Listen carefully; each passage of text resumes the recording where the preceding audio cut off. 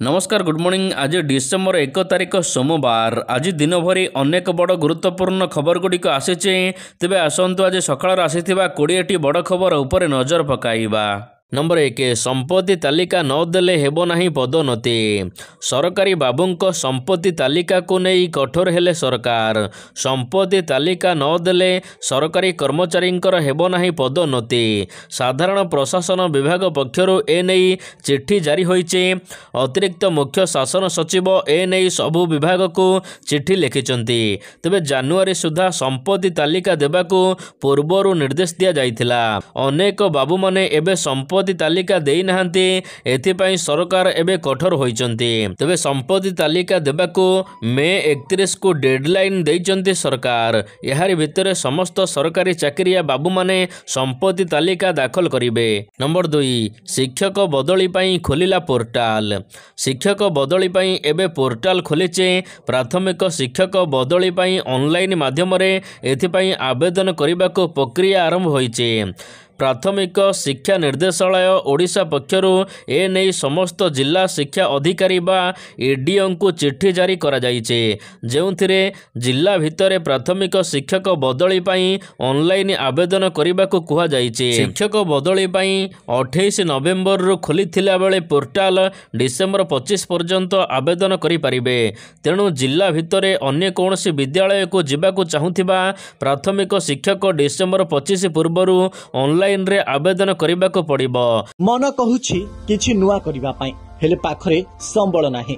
तेबे व्यस्त होंतु नाही। मधुलिका एंटरप्राइजेस एबे बुझिबो आपनक मन कथा। क्षुद्र शिल्प ठारु नै मध्यम शिल्प पई सुलभ मूल्य रे जोगाई देबो। समस्त प्रकार मेसिन और रॉ मटेरियल जहाकु नै आपण सहज आरंभ करि परिबे नुआ एक व्यवसाय। अधिक जानिबा पई आज ही कॉल करंतु। नंबर 3 बंद होइजिबो आबुधाबी को सीधा विमान सेवा। आबुधाबी भुवनेश्वर सीधा विमान सेवा बंद हेबार आशंका देखा देइचे।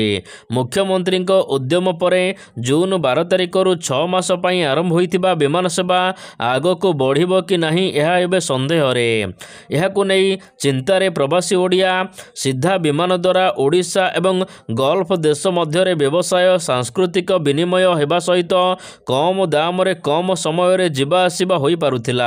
एथिपाई राज्य सरकार प्राइवेट इंडिगो विमान चलाचल करिबाको आर्थिक सहायता जोगाउचंती। सरकार एही सहायता जारी रखी सीधा विमान चलाचल करिबाको केंद्र मंत्री को मुख्यमंत्री अनुरोध करिसंती। नंबर 4 शुभंकरଙ୍କ नाम रे सिंहद्वार थाना रे हेला एतला। जणाशुणा सोशल मीडिया इन्फ्लुएंसर शुभंकर मिश्राଙ୍କ पई अडुआ बढ़िबार लागिचे।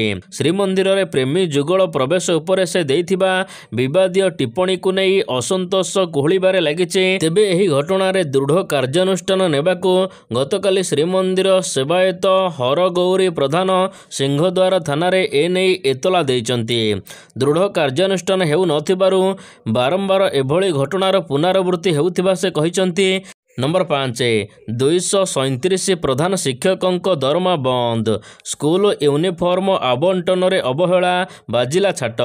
खोर्धा जिलार 8 बीओ एवं 237 प्रधान शिक्षकों दरमा बंद करने को निर्देश देइचंती जिला शिक्षा अधिकारी बा डीओ।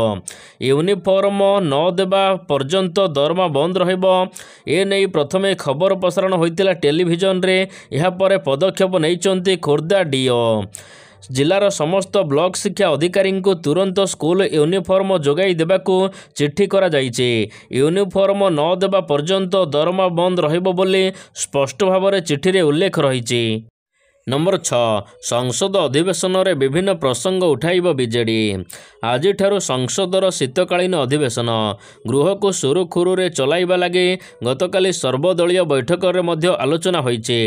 तेबे एही अधिवेशन रे अनेक गुरुत्वपूर्ण प्रसंग रे आलोचना हेबार अछि।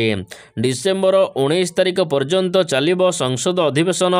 एही अधिवेशन विभिन्न दृष्टिरु गुरुत्वपूर्ण हेबो। एही अधिवेशन रे 15टी सिटिंग बसिबो। ଅଧିବେଶନରେ ପ୍ରାଇଭେଟ୍ ମେମ୍ବର୍ସ ବିଲ୍ଗୁଡ଼ିକ ଡିସେମ୍ବର 5 ଏବଂ ଡିସେମ୍ବର 19ରେ ଆଗତ ହେବ ବୋଲି ଜଣାପଡ଼ିଛି। ସେପଟେ କମ୍ ଦିନ ଲାଗି ହେଉଥିବା ଅଧିବେଶନକୁ ନେଇ ସମାଲୋଚନା କରିଛନ୍ତି ବିରୋଧୀ। ନମ୍ବର 7 ବିଜେଡି ହାରିବାର କାରଣ କହିଲେ ପ୍ରତାପ। ନିର୍ବାଚନରେ ବିଜେଡି କାହିଁକି ହାରିଲା, ମାହାଙ୍ଗାରେ କାହିଁକି ବିଜେଡି ମାତ୍ ଖାଇଲା, ଏ ନେଇ ସାଧାରଣ ନିର୍ବାଚନର 17 ମାସ ପରେ ମୁହଁ ଖୋଲିଛନ୍ତି ବିଜେଡି ନେତା ପ୍ରତାପ ଜେନା। ନିର୍ବାଚନରେ ତାଙ୍କ ପୁଅ ଅଙ୍କିତ ପ୍ରତାପ ଜେନା କାହିଁକି ହାରିଲେ, ଏ ନେଇ ବିଜେଡିର ଏକ ବନ୍ଧୁ ମିଳନ କାର୍ଯ୍ୟକ୍ରମରେ ମୁହଁ ଖୋଲିଛନ୍ତି ପ୍ରତାପ। କ୍ଷମତାରେ ଥିଲାବେଳେ ଅନ୍ଧ ଭାବରେ କିଛି କର୍ମୀଙ୍କୁ ଅଖଣ୍ଡ କ୍ଷମତା ଦେଇ ସେ ପସ୍ତାଇଛନ୍ତି ବୋଲି ପ୍ରତାପ କହିଛନ୍ତି। ନିର୍ବାଚନର 3 ଦିନ ପୂର୍ବରୁ ଟଙ୍କା ଖାଇ ତାଙ୍କ ବିରୋଧରେ ଷଡ଼ଯନ୍ତ୍ର ହେଲା, ଆଉ ସେମାନଙ୍କୁ ଅନ୍ଧ ଭାବରେ ବିଶ୍ୱାସ କରି ଅଖଣ୍ଡ କ୍ଷମତା ଦେଇଥିଲେ ବୋଲି ପ୍ରତାପ ଜେନା କହିବା ପରେ ଲୋକମାନେ ଏହାକୁ ନେଇ ଏବେ ଚର୍ଚ୍ଚା ବଢ଼ାଇଛନ୍ତି। ଏହି ବନ୍ଧୁ ମିଳନରେ ପ୍ରତାପ ଜେନା କହିଛନ୍ତି ଲୋକେ ଅତିଷ୍ଠ ହୋଇ ସେମାନଙ୍କ ଉପରେ ରାଗ ସୁଝାଇବାକୁ ମୋତେ ହରାଇଛନ୍ତି। ନମ୍ବର 8 ଖଣ୍ଡଗିରି, ଉଦୟଗିରି, ଧଉଳି, ବରୁଣେଇ ପାହାଡ଼ର ହେବ ଉନ୍ନତିକରଣ। ମନ୍ଦିର ମାଳିନୀ ସହର ଭୁବନେଶ୍ୱର ଓଡ଼ିଶା ପର୍ଯ୍ୟଟନର ଭିନ୍ନ ଆକର୍ଷଣ। ମହାପ୍ରଭୁ ଲିଙ୍ଗରାଜଙ୍କ ଠାରୁ ଆରମ୍ଭ କରି ଏକାମ୍ର କ୍ଷେତ୍ର, ବିଭିନ୍ନ ମନ୍ଦିର, ଏହା ସହିତ ପବିତ୍ର କୁଣ୍ଡ ସହିତ ଐତିହ୍ୟ ଏବଂ ସ୍ଥାପତ୍ୟ ଦେଖିବାକୁ ମିଳିଥାଏ। ତେବେ ରାଜ୍ୟ ବାହାରୁ ବିଦେଶରୁ ମଧ୍ୟ ପର୍ଯ୍ୟଟକମାନେ ଏଠାକୁ ଆସିଥାନ୍ତି।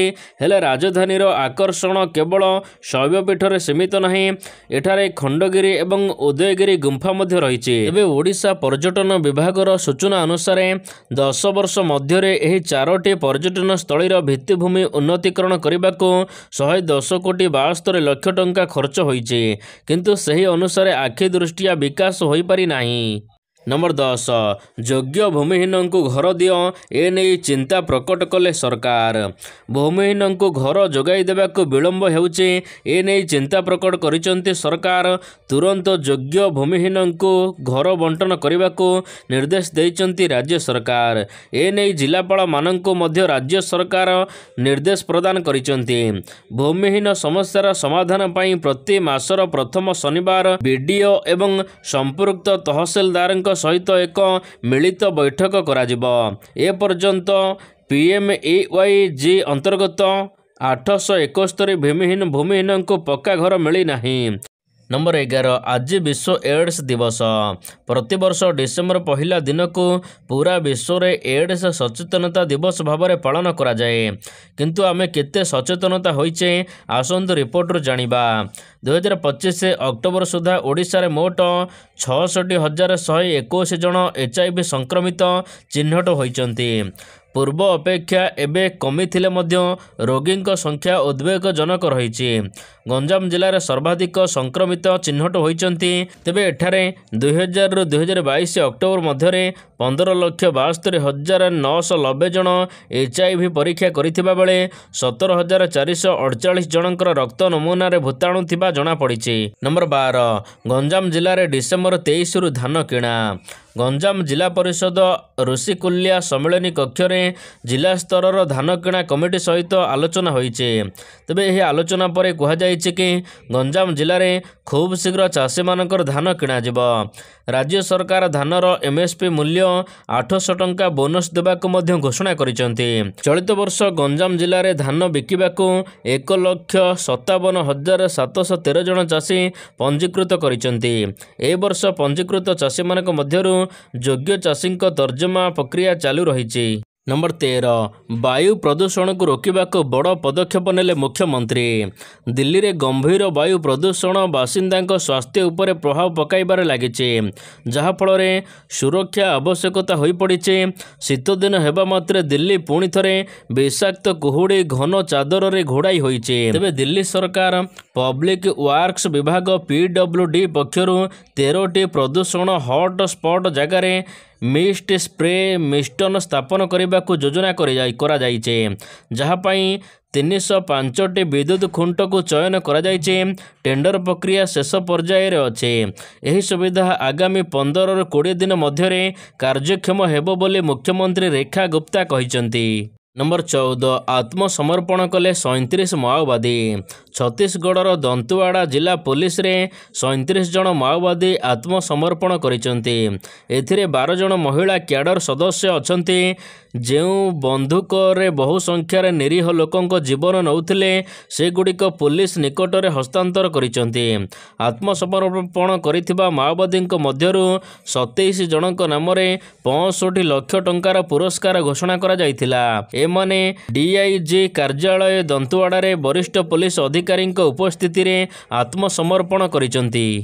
नंबर 15 राहुल सोनिया विरोध में एफआईआर। पुणी बढ़िला राहुल गांधी एवं सोनिया गांधी अड़ुआ। नेशनल हेराल्ड मामलें पुणी एफआईआर रुजु होईची।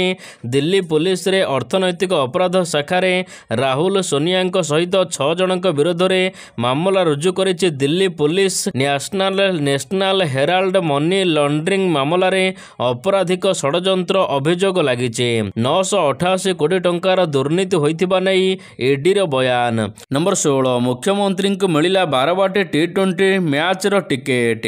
आसंता डिसेम्बर 9 तारिख में कटक 12 स्टाडियम रे हेबाकु थिबा भारत दक्षिण आफ्रिका T20 अंतर्जातीय मैच पई क्रिकेट एसोसिएशन ओसीए पक्षरु मुख्यमंत्री मोहन चरण माझी को टिकेट प्रदान करा जायछि।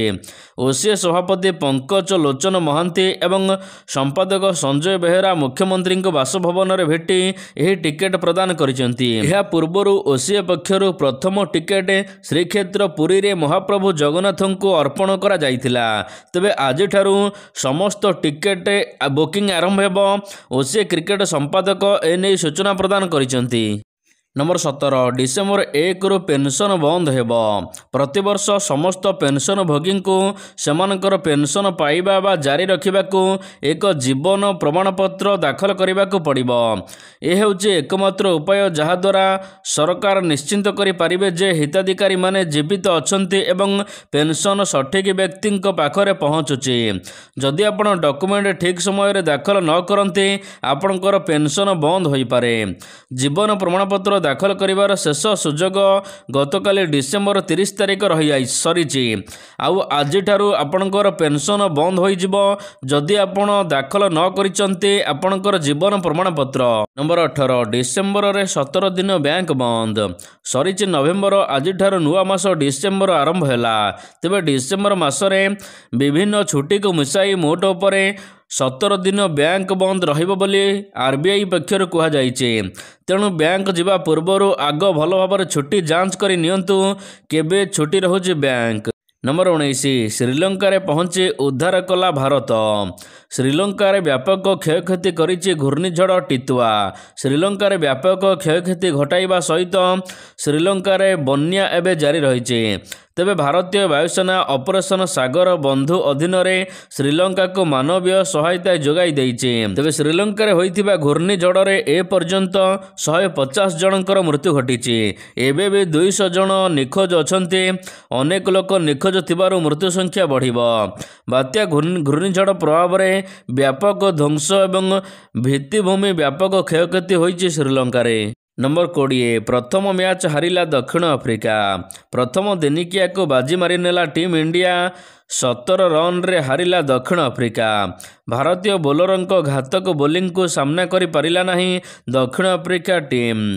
तेबे बैट्समैन दमदार फॉर्म को फेरिले किंग कोहली एवं रोहित शर्मा। भारत दक्षिण आफ्रिका मैच रे गतकाली हाई रन देखा मिलिथिला। नंबर 21 इतिहास रचिले रोहित। गतकाली भारत दक्षिण आफ्रिकार प्रथम मैच रांची रे खेला जाइथिला। आउ एही मैच रे इतिहास रचिचंती भारतर 2 खेलाड़ी। रोहित शर्मा एही मैच रे बड़ रेकर्ड करिचंती। से दिनिकिया अंतर्जातीय रे सर्वाधिक छक्का मारिबा खेलाड़ी होइचंती। एही मुकाबिला रे रोहित शर्मा समस्त रेकर्ड भांगिचंती। जथा पाकिस्तान रा पूर्वतन अधिनायक शाहिद आफरीदी रेकर्ड को भांगी छक्कारे सबुठार रेकर्ड रोहित शर्मा 352 छक्का मारिचंती अंतर्जातीय मैच रे।